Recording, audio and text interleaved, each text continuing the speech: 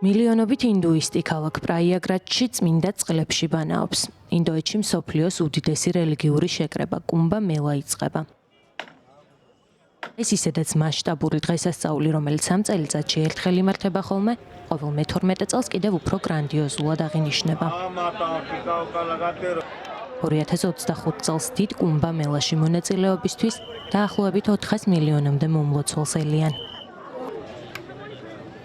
ინდოეთის ჩრდილოეთ ნაწილში მდებარე შტატ უტარ-პრადეშში მომლოცველები სამი წმინდა მდინარის განგის, ჯამნესა და მითიურის სარასვატის შესართავთან იკრიბებიან, რათა ცოდვებისგან განიწმინდონ და სულიერი გათავისუფლებისკენ ნაბიჯი გადადგან.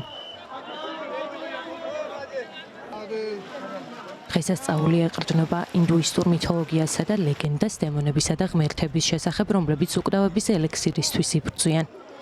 ლეგენდის თანახმად, დემონებისა და ღმერთების შხუბისას დედამიწაზე ამ ელექსირის 4 წვეთი ინდოეთის 4 სხვადასხვა ქალაქში ეცემა. ამ 4 ქალაქში კუმბა მელას ფესტივალი მონაცვლეობით ტარდება. მომდევნო 45 დღის განმავლობაში პრაიაგრაჯში 40 მილიონ მომლოცველს ელიან. ეს საგრძნობლად აღემატება ამერიკის შეერთებული შტატების მოსახლეობის რაოდენობას და დაახლოებით 200-ჯერ მეტია, ვიდრე გასულ წელს მუსლიმურ წმინდა ქალაქებში, მექასა და მედინაში ჰაჯის ყოველწლიური პილიგრიმების რაოდენობა.